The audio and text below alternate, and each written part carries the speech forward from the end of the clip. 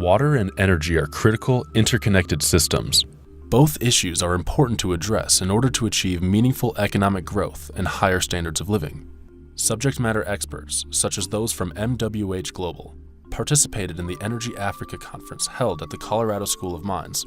The water energy nexus is a term that's been applied to the degree of interaction between energy and water use throughout various societies. Coal, nuclear, oil, even oil refining, all of those conventional energy development projects or systems require huge amounts of water. So you can't really think of a conventional energy project, without also making sure you compensate for the water demand that's required.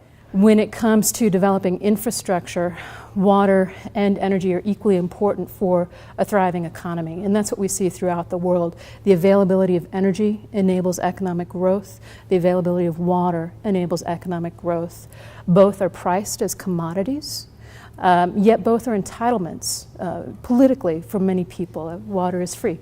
Many people feel that power should be free. And this is a big challenge in infrastructure because you have to pay for it in order for the resources to be built.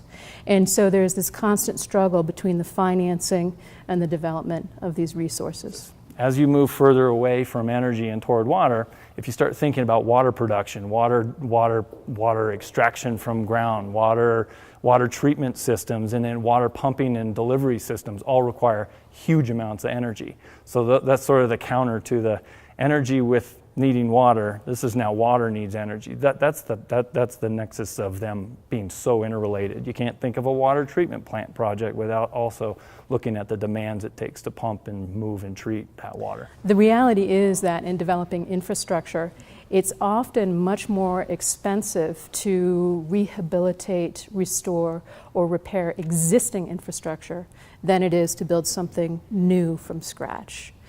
And the reasons are you have to go back to older technologies, you have to incorporate into your design the existing design.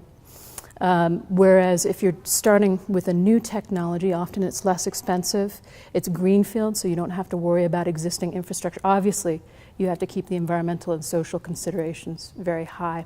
Increasingly, climate change and incorporating different climate change scenarios is just a standard part of our engineering design now, particularly for hydropower, because there you have that water energy link that's so critical.